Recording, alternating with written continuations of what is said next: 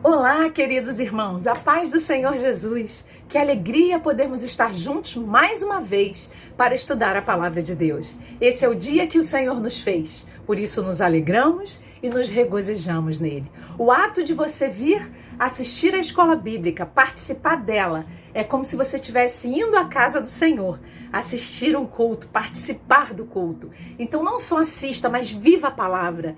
Participe, coloque suas mensagens no chat, faça isso juntos, chame pessoas na sua casa, ligue para pessoas para juntos estarmos aprendendo em comunhão com a palavra do Senhor. Amém?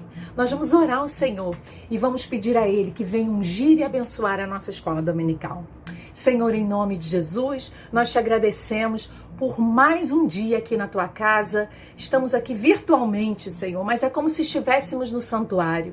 Nós queremos estudar a tua palavra e queremos pedir, Espírito Santo, toma o primeiro lugar. Fala a cada coração. Senhor, traz ânimo, vigor, força, alegria, Senhor, e saúde para todos os meus irmãos. Que a tua presença santa, Senhor, vá em cada casa nesse momento, ungindo e fortalecendo o teu povo. Abençoa a nossa aula, que o teu nome seja glorificado, Senhor. Muito obrigada, em nome de Jesus. Amém. Glória a Deus, aleluia. Nós vamos estudar nessa manhã, queridos, sobre o tema Os Heróis da Fé Ainda Vivem. Você crê nisso? Que os heróis ainda vivem? E eu não estou falando dos homens e mulheres que já morreram. Eu estou falando de heróis que ainda vivem hoje. E nós vamos entender esse conceito de heróis. Claro, com base nos heróis que já viveram. Heróis que deixaram marcas. Heróis que fizeram histórias. Homens e mulheres da Bíblia que deixaram herança para nós, que deixaram ensinamentos para nós. E nós vamos falar exatamente sobre isso nessa manhã, que os heróis ainda vivem. Eles deixaram legados para nós e nós podemos aprender com eles para pedirmos a Deus que sejamos ao menos parecidos com eles. Nós vamos estudar sobre isso. Então você já deve imaginar que nós vamos ler o livro de Hebreus, capítulo 11. Então abra aí a sua Bíblia, amém? No livro de Hebreus, a minha já está aberta, capítulo 11, isso, nós vamos começar com esse texto. Hebreus, capítulo 11, versículos 33, 34 e 38a, só a parte A do versículo 38, tá bom? Então nós vamos entender um pouco sobre o que é ser o herói, biblicamente falando, tá bom? Amém? Hebreus, capítulo 11, versículos 33, 34 e 38. Glória a Deus. Acharam aí? Podemos ler? Então vamos lá. Pode ler comigo. Versículo 33 e 34. Os quais, pela fé venceram reinos, praticaram a justiça, alcançaram promessas, fecharam as bocas dos leões, apagaram a força do fogo, escaparam do fio da espada, da fraqueza tiraram forças, na batalha se esforçaram, puseram em fugir dos exércitos dos estranhos. Versículo 38, parte A. Homens dos quais o mundo não era digno. Então a Bíblia relata no capítulo 11 de Hebreus vários homens, a história de vários homens e mulheres que a Bíblia diz desses homens o mundo não era digno. Foram homens e mulheres que fizeram história, irmãos. E muitas vezes a gente acha que o herói é uma figura muito distante, porque o conceito que nós temos de herói é o conceito do que a gente vê na televisão, nos filmes, né? Nós temos um herói muito famoso que é o Super-Homem, né? Aquele homem que voa, que tem uma capa, que tem a visão laser, de raio laser, que tem uma força extraordinária. Eu não estou falando desse tipo de herói. Eu estou falando de um conceito bíblico de herói. Se você for no tio Google, lá no tio Google, você vai encontrar assim, ó, herói é um mortal divinizado depois que morre. Ué, é mesmo? É. O Google diz que herói é um mortal divinizado após a sua morte. Mas eu não quero falar sobre esse herói, que é o herói que o mundo conhece. Quero falar sobre o herói, biblicamente falando. Herói na Bíblia são homens e mulheres que se deixam ser úteis para a obra de Deus. Quando eu e você nos dispomos a sermos úteis para Deus, nós seremos heróis. Porque você não verá nenhum homem e nenhuma mulher que está elencada no capítulo 11 de Hebreus, nenhum deles voava, tinha capa ou era imortal. Todos eles andavam como eu e você, eram mortais como eu e você, tinham limitações como eu e você, mas havia algo neles que fazia com que eles fossem úteis para aquilo que Deus queria fazer através deles. E esse é o grande desafio. Muitas vezes nós lemos o livro de Hebreus capítulo 11 e a gente acha que isso é tão distante de nós, queridos. Talvez Deus não abra o mar através de mim e de você, mas com certeza terá muitas outras coisas que Deus vai querer fazer através de mim e de você, se nós nos colocarmos na posição de utilidade para o Senhor. Amém? Você quer ser útil para Deus? Então, desmistifica esse conceito que herói é alguém onipotente que não pode ser atingido. Não. Eu estou falando de pessoas simples, comuns, como essas, que estão aqui no capítulo 11 de Hebreus, mas que foram úteis, e é por isso que elas estão aqui. E nós precisamos entender, junto com eles, aprender com eles, a utilidade que esses homens tiveram. Então, eles eram muitos. Quer ver? Você não precisa ler junto comigo, mas eu vou marcar para você. Você pode marcar na sua Bíblia aí. Hebreus capítulo 11, alguns versículos que mostram esses heróis. Quem são esses mencionados aqui? Ó? O Hebreus capítulo 11, versículo 4 diz: pela fé, Abel. Fala de Abel. Versículo 5, pela fé, Enoque. Versículo 7, pela fé, Noé. Versículo 8, pela fé, Abraão. Depois, versículo 11. O que diz? Pela fé, Sara. Olha. Versículo 20. Pela fé, Isaque. Versículo 21. Pela fé, Jacó. Versículo 22. Pela fé, José. Versículo 24. Pela fé, Moisés. Versículo 30. Pela fé, caíram os muros de Jericó. Quem estava nesse cenário? Josué. Isso. E os versículos 31 e 32. 31 diz, pela fé, Raabe. E o 32 diz, e que mais direi? Faltar-me-ia tempo contando de Gideão, e de Baraque, e de Sansão, e de Jefté, e de Davi, e de Samuel, e dos profetas. Quantas pessoas? Algo existia em comum entre elas. Em todos os textos que nós lemos aqui rapidamente agora, todos esses versículos, há uma palavra comum em todos eles. Fé. Diga comigo, fé. Amém? Pela fé, eles deixaram história. Eles marcaram a sua época. Pela fé. Então há um único objeto, há um único fundamento, um único mecanismo, uma explicação para o legado que eles deixaram. E essa explicação chama-se fé. Hebreus capítulo 11, versículo 1. Nós já estudamos aqui na Escola Bíblica sobre fé, não especificamente sobre esse versículo, e eu quero falar esse versículo nessa lição. Hebreus capítulo 11, versículo 1. Você achou aí? Você vai ler junto comigo, para a gente entender o que é fé. E aí a gente vai partir para entender o que esses homens e essas mulheres tinham, que eu e você precisamos buscar para as nossas vidas, para nós deixarmos a história da nossa vida com a marca de Deus em nós e através de nós. Amém, queridos? Olha isso, Hebreus capítulo 11, versículo 1. O que diz aí na sua Bíblia? Ora, a fé é o firme fundamento das coisas que se esperam e a prova das coisas que se não veem. A fé é um fundamento do que eu estou esperando e a prova daquilo que eu ainda não vi. Fé era o objeto comum da vida desses homens. Fundamento. Se nós olharmos para um prédio, e aí vai os arquitetos, os engenheiros que estão aí assistindo, vão poder me ajudar, e os pedreiros também. Se nós olhamos um prédio, nós olhamos para a altura daquele prédio, e nós quando você é da área, a primeira coisa que vem na sua mente quando você vê uma construção é o fundamento dela. É seguro? Esse prédio está seguro? Será que pensaram no fundamento? Como é que está sendo feito o fundamento desse prédio que está em construção? Fé é fundamento. O fundamento é a base que suporta todas as estruturas externas de uma construção. O fundamento é a base que suporta as estruturas externas de uma construção.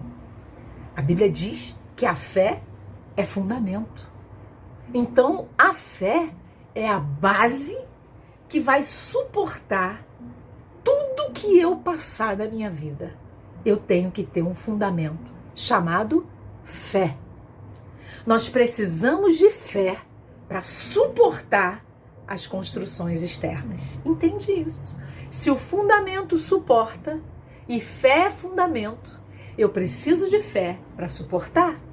Então, a primeira coisa que nós vemos nesses homens e mulheres que nós mencionamos muito rapidamente aqui e que está na galeria da fé de Hebreus capítulo 11 é que eles tinham em comum um instrumento chamado fé. Eles tinham fé. Fé é fundamento. E além de fundamento, o versículo acrescenta e diz que fé é a prova do que eu não vejo. Se você for no direito, no conceito de direito, aí os advogados, aí os técnicos, os trainees, né? O pessoal, os sêniores. Definição de direito. Vou tentar falar aqui o que é prova para o direito. Para o direito, prova é um meio de demonstrar que um fato é verdadeiro. Então a prova é uma forma de demonstrar que aquilo é verdadeiro, que aquele fato que está sendo dito, aquela situação é verdadeira. Então vamos voltar para a Bíblia. A Bíblia diz que a fé é o fundamento, nós já entendemos que é um suporte de tudo que vai me acontecer, né? Preciso ter fé. E prova daquilo que eu não vejo. Se prova é o meio que eu tenho para demonstrar que aquela situação é verdadeira, está dizendo que a fé é o meio que Deus vai usar para me provar que Ele vai fazer o que Ele disse que vai fazer. Amém? Glória a Deus. Então Deus vai usar situações para me provar. E essa prova é fé. Às vezes a gente pensa assim, ah, meu Deus, tanta luta que eu estou passando, né? E muitas vezes nós passamos muitas lutas, irmãos. Mas quero dizer para você que a prova é para dar fé. É a prova, Deus vai usar a prova para aumentar, para incrementar a minha fé. É na prova que a minha e a sua fé são incrementadas. Você crê nisso? Amém? Quando nós somos provados, a nossa fé é incrementada. Você tem ousadia de crer, de saber que Deus é por você. Então, Hebreus está dizendo que a fé é o fundamento e a fé é a prova, é o meio que Deus usa para demonstrar, para falar para você que o que Ele falou, Ele vai cumprir. Eu creio, em nome de Jesus. Amém? Então, é a primeira coisa que nós vemos nesses homens. Você não verá nenhum homem desses sem fé. Você não verá nenhum deles dizendo, Senhor, não tenho fé não, estou crendo não, né? Na pior das hipóteses, você vê Gideão pedindo sinal, mas aquilo não era falta de fé. Aquilo era procura de fé. E ele pede sinais e Deus dá e a fé dele aumenta. Entende isso? Então, todos eles tinham em comum a fé. Era a fé. Foi a fé que fez com que eles marcassem histórias. Porque eles tinham um fundamento. E nós não vamos a lugar nenhum se nós não cremos. A Bíblia diz que sem fé é impossível agradar a Deus. Então, se eu não creio que Ele é galardoador para mim, que estou buscando a Ele, eu não posso agradá-lo, diz a Bíblia. Mas quando eu creio, eu tenho um fundamento que suporta as batalhas exteriores que eu viverei. E eu direi, acrescentarei, você vai resistir também às batalhas interiores. Porque há batalhas externas e há batalhas internas que acontecem na nossa mente, dentro de nós. E a fé precisa estar muito forte para que nós possamos suportar. E é isso que a Bíblia nos promete. Mas nós vimos que eles tinham em comum fé. E é isso que eu quero para minha vida. Quero ter fé. Senhor, me enche de fé. Quero ter fé. Porque a fé nos faz fazer coisas que nós nunca imaginaríamos que poderíamos fazer. É fé. Lembre-se disso. Fé é fundamento. Fé não é uma expectativa cega. Fé é uma certeza do Deus que você serve. Amém, queridos? Fé não é um tiro no escuro. Fé é ter certeza que Deus está com você. Isso é fé. Amém? Então, fé. Então, eu quero falar para você. Vamos falar aqui de três momentos, três coisas, três provas de que Deus, ou de que esses homens, o que eles tinham em comum? Deixa eu consertar aqui. Eu quero falar de três coisas que esses homens tinham em comum, além da fé. Nós já vimos que eles tinham em comum a fé. Mas eu quero falar mais três coisas que eles tinham em comum. E quero estimular a você e a mim, para que tenhamos essas coisas em comum também. Para que possamos estar em comum com eles e sermos homens e mulheres de Deus, cheios de fé. Vamos ver, a primeira coisa que eles tinham em comum, além da fé. Primeiro, anote aí se você quiser. Eles tinham certeza de que Deus estava com eles. Diga comigo, eles tinham certeza de que Deus estava com eles. Certeza. Eles tinham prova de que Deus estava com eles. Você tem prova de que Deus está com você? Amém? Você já provou isso? Quantas vezes Deus vai mostrar para você que Ele está com você? Escute isso. Você não está sozinho. Deus está com você. Amém? Nunca esqueça disso. Veja aí a sua Bíblia, Isaías, amém? Livro de Isaías, capítulo 41. Vamos lá ver. Uma primeira coisa que eles tinham em comum. Eles sabiam que Deus estava com eles. Isaías 41, do versículo 10 ao versículo 13. Veja que coisa linda esses versículos que mostram que Deus está conosco, irmãos. Nunca acredite diferente. Muitas vezes o diabo quer lançar na nossa mente que nós estamos passando as lutas sozinhos. Isso é mentira. Deus jamais permitirá que eu e você andemos nesse mundo aqui sozinhos. Enquanto estivermos aqui, a pessoa do Espírito Santo estará conosco, habitando em nós. Você crê nisso? Amém.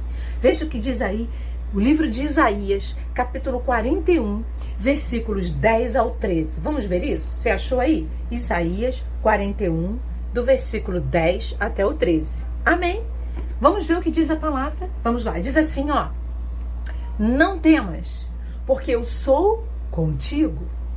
Não te assombres, porque eu sou teu Deus. Eu te esforço, te ajudo e te sustento com a destra da minha justiça.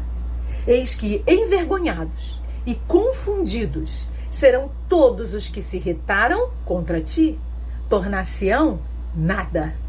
E os que contenderem contigo perecerão.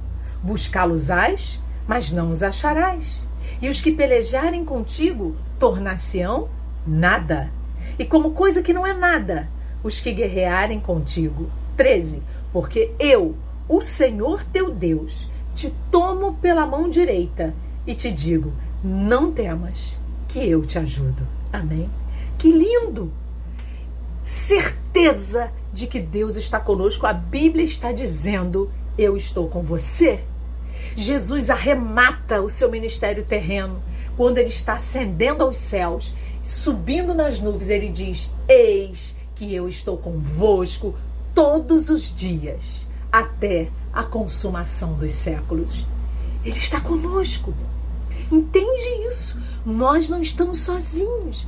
Não tema. Deus está com você, querido. Amém? Deus está conosco. E quando nós entendemos que Deus está conosco, e como é que nós percebemos isso? Eu vou falar de 3 coisas que nós podemos perceber que Deus está conosco. Primeiro, pela manifestação da justiça de Deus.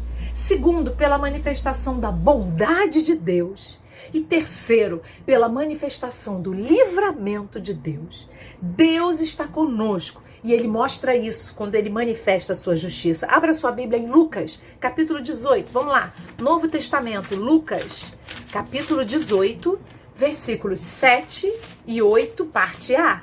Lucas, capítulo 18, versículo 7 e versículo 8, parte A. Você achou aí? Deus está com você e ele demonstra isso quando ele manifesta a justiça. Ele está mostrando que está com você. Pare para pensar quantas vezes você estava para ser injustiçado e Deus foi lá e mostrou justiça. Aleluia! Vamos ver isso? Lucas 18, versículos 7 e 8, parte A. Diz assim a Bíblia. Lê aí comigo. E Deus não fará justiça aos seus escolhidos, que clamam a ele de dia e de noite, ainda que tardio para com eles? Digo-vos que depressa lhes fará justiça. Diga comigo, depressa lhes fará justiça. Amém? Deus vai fazer justiça depressa. É isso que a Bíblia diz. Então Deus quer fazer justiça. Quando ele manifesta a justiça na nossa vida, isso é uma prova de que Deus está conosco. Você crê nisso? Amém? Quantas vezes eu já vi Deus manifestar a justiça na minha vida? Segunda coisa que Deus faz para manifestar que Ele está com você, para dar você certeza que Ele está com você, Ele manifesta a bondade dEle na minha e na sua vida. Veja aí, Salmo 136, vamos ver isso? Meio da Bíblia aqui, ó. Salmos 136, glória a Deus. Salmos 136. Versículos 7 e 8. Você encontrou aí? Salmo 136, ou não, versículo 23 e 24, desculpa. Salmo 136, versículos 23 e 24. Você achou aí? Amém? Glória a Deus. Salmos 136, versos 23 e 24. Diz assim a Bíblia, que se lembrou da nossa humilhação, porque a sua benignidade é para sempre, e nos remiu dos nossos inimigos, porque a sua benignidade é para sempre. Então Deus se lembra e a Bíblia diz que Ele age e nos reme, ou seja, Ele nos retira do mal por causa da sua bondade, por causa da sua misericórdia. Então, queridos, tenha certeza que Deus está com você. Pare para observar quantas vezes Deus já demonstrou a sua bondade na sua vida. Meu irmão, se eu for contar para você a quantidade de vezes que eu já vi Deus manifestando justiça e bondade na minha vida, ou nós vamos passar algumas aulas aqui para falar. Porque Deus é bom, aleluia, e Ele manifesta a sua bondade e a sua justiça para provar que está conosco. E Ele também manifesta livramento. Você já teve livramentos? Quantos nós já tivemos? Eu tenho livramento toda hora. E você? Pois é, isso é Deus mostrando que está com você, você não está sozinho, amém? Entenda isso, absorva isso, creia nisso, Deus está com você, amém, amados? Livramento, Salmos 124, tá pertinho aí, ó, Salmos 124, agora sim, versículos 7 e 8, Salmos 124, versículos 7 e 8, você achou aí? Amém? Vamos ler? O que diz na Bíblia? A nossa alma escapou como um pássaro do laço dos passarinheiros. O laço quebrou-se e nós escapamos. O nosso socorro está em o nome do Senhor, que fez o céu e a terra. Então Deus envia livramento, socorro. É verdade. Quantas vezes Deus enviou livramento? Você consegue perceber que Deus é com você? Amém. Ele manifesta justiça, Ele manifesta bondade, Ele manifesta livramento, para que a gente creia que Ele está conosco. Amém? Então Deus está conosco. E aí, para nos ajudar a crer, para ampliar a nossa fé, para fazer com que o nosso fundamento fique forte, Ele manifesta justiça, bondade e livramento. Você crê? Amém? Então agradeça ao Senhor. Diga assim comigo, Senhor, obrigada, porque o Senhor está comigo. Aleluia! Glória a Deus! Aleluia! Ele realmente está conosco, amém? Então nós vimos, além da fé, eles tinham em comum a certeza de que Deus estava com eles. A segunda coisa que eles tinham em comum, escute isso, era o alvo de cumprir o chamado de Deus para as suas vidas. Eles tinham um alvo, e o alvo era cumprir o chamado de Deus. Você tem seguido o chamado que Deus tem feito para a sua vida? Irmãos, conheço pessoas que são chamadas para o ministério, mas fogem do ministério. Pessoas que são chamadas para fazer a obra de Deus, mas dizem, não, agora eu não posso, não tenho tempo, estou muito jovem ainda, quando eu estiver mais velho, aí eu vou fazer a obra de Deus. Não deixe o alvo de cumprir o chamado, porque você vai deixar história na sua vida se você cumprir o seu chamado, amém? Alguns Deus chama para evangelista, Deus chama para mestres e doutores, Deus chama para pastores, Deus chama para líder, Deus chama para ser servo, Deus chama para servir. Deus chama para servir. E você está cumprindo o seu chamado, querido. Vamos ver isso? Nós temos que ter alvo. E a nossa meta, e eles tinham em comum, era cumprir o chamado. Atos capítulo 20, vamos lá? Novo Testamento. Atos capítulo 20, glória a Deus. Versículo 24, veja isso aqui. Atos capítulo 20, versículo 24. Aqui é Paulo falando. Veja que coisa linda o que Paulo diz aqui acerca do chamado dele, do alvo que Deus colocou no coração dele para cumprir esse chamado. Vamos ver isso? Amém? Diz assim, Atos capítulo 20, versículo 24. Diz assim, mas em nada tenho a minha vida por preciosa, contanto que cumpra com alegria a minha carreira e o ministério que recebi do Senhor Jesus para dar testemunho do evangelho da graça de Deus. Então Paulo está dizendo, olha, nada para mim tem importância a não ser que eu cumpra a carreira e o ministério que eu recebi do Senhor. Ele está dizendo, as coisas elas têm uma importância menor do que a vocação, do que o chamado que Deus tem para a minha vida. Você já perguntou a Deus, Senhor, qual é o chamado que o Senhor tem para mim?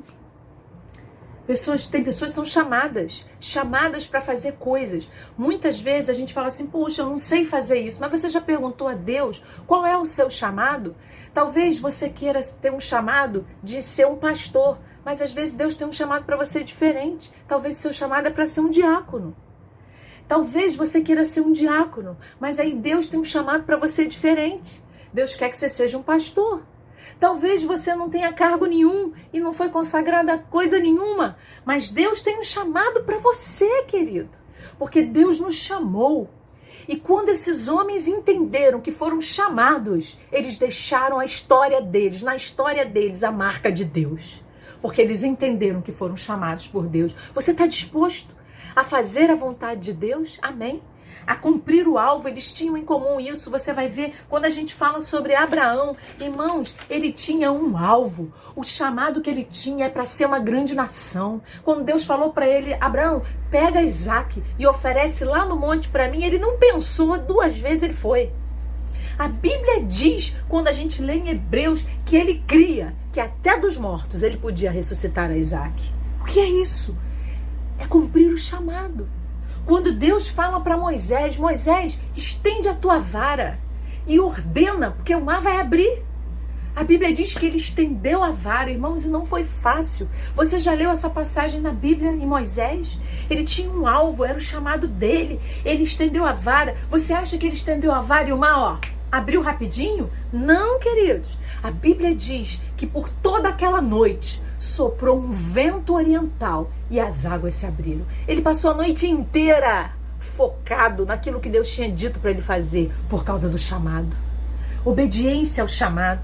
Josué, você já imaginou? Josué tinha um chamado, era colocar o povo dentro da terra prometida. Ele herdou o ministério de Moisés e agora ele tinha uma meta, ele tinha que colocar o povo lá dentro. E ele coloca o povo dentro da terra. E agora ele deveria conquistar as cidades daquela terra.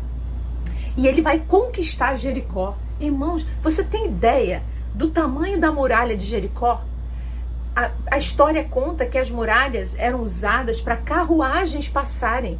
Tal era a largura da muralha. Passava carruagens em cima, irmãos. Era esplendoroso. E a Bíblia diz que havia um propósito. E Josué leva o povo. E você já conhece a história. E ele toca as trombetas e o povo grita e as muralhas caem. Mesmo que por aí digam que aquilo não foi Deus que fez. Porque eu já li coisas do Arco da Velha, né? Não importa. Alguém já disse que é porque Jericó foi construída num lugar onde tem tremores sísmicos. Mas que coincidência, não é? Josué mandou o povo gritar na hora que tem um tremor sísmico para derrubar as muralhas. É muita incredulidade do povo, né, irmãos? Dessas pessoas que tentam achar uma explicação científica para algo que a fé explica. Porque não é humilde considerar que é fé. O orgulho não deixa. Mas, amados, Josué tinha um chamado e ele cumpre o chamado de Deus. Davi era um simples pastor, mas Deus chamou Davi. Você está se lembrando? Lá em Samuel 17, quando Samuel unge Davi. E a Bíblia diz que a partir daquele dia, o Espírito Santo se apoderou de Davi. A unção do Espírito Santo estava sobre Davi. E ele foi chamado por Deus para ser um rei.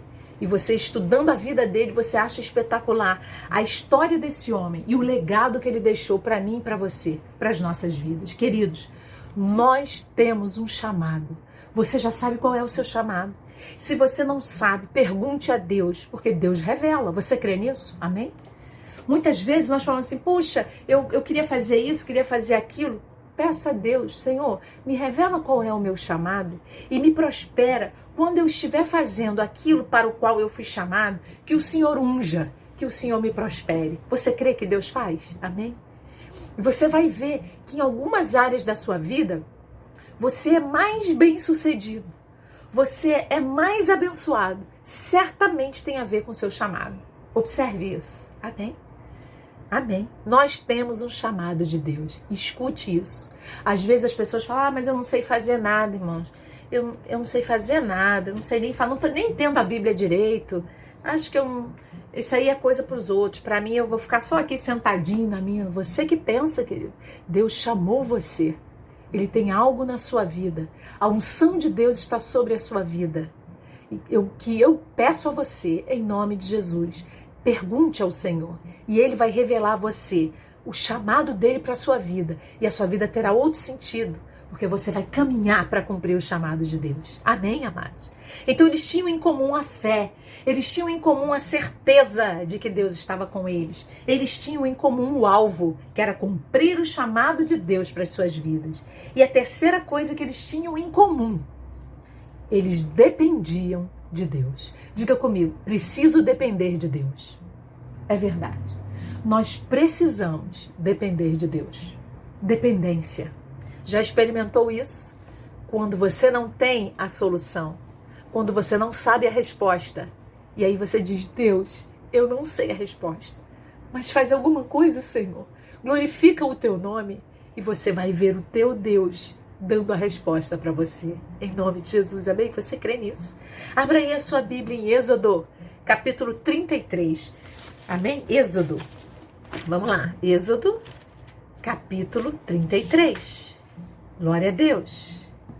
Êxodo, capítulo 30. Dependência de Deus. É quando nós aprendemos a depender de Deus. Vejam que são características são tão simples, mas ao mesmo tempo tão profundas.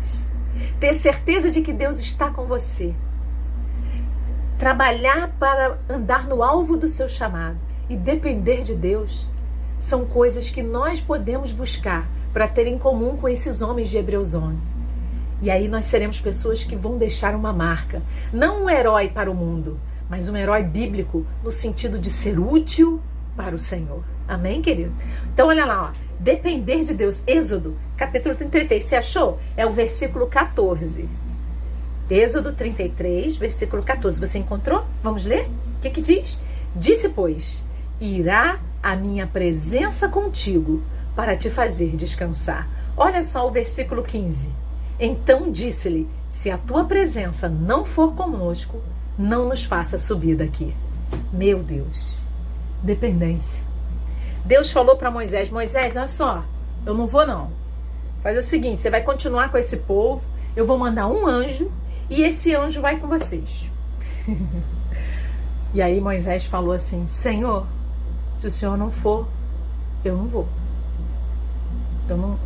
Nós não queremos ir para lugar nenhum se o Senhor não for. Dependência.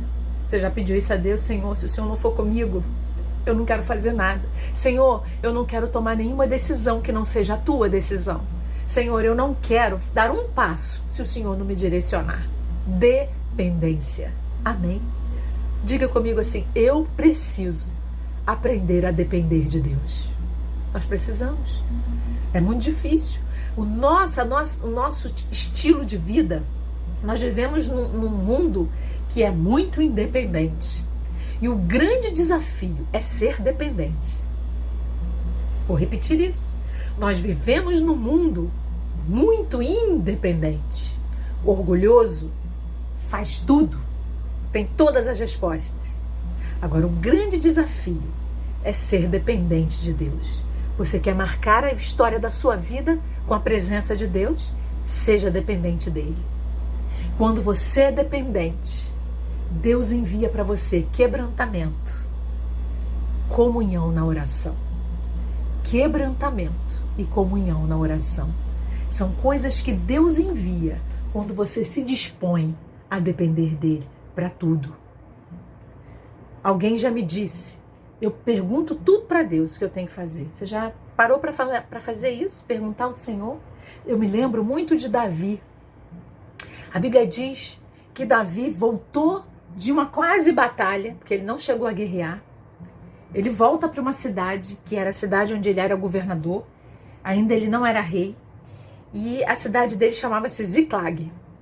E a Bíblia diz que ele volta junto com os homens dele, que iam para uma batalha, mas que voltaram, e eu não vou entrar nisso agora, e eles voltam e viajam alguns dias, estavam muito cansados.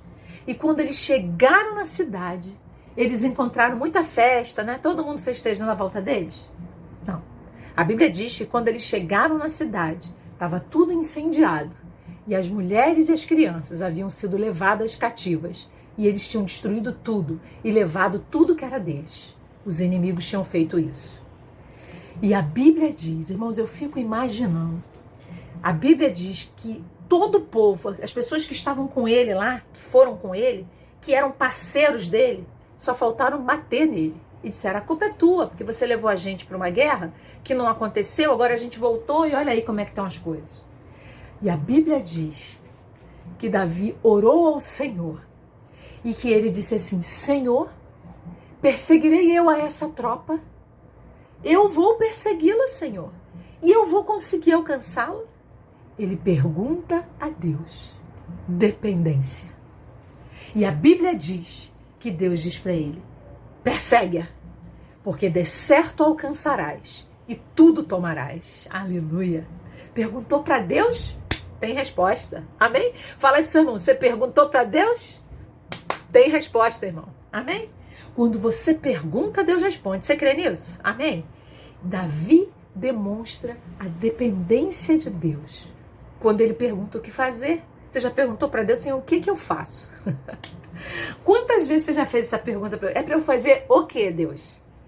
Ao invés da gente sair fazendo tudo da nossa mente, tudo que vai na nossa mente, o que a gente imagina, o que a gente estudou e aprendeu, você já experimentou perguntar para Deus o que é para fazer?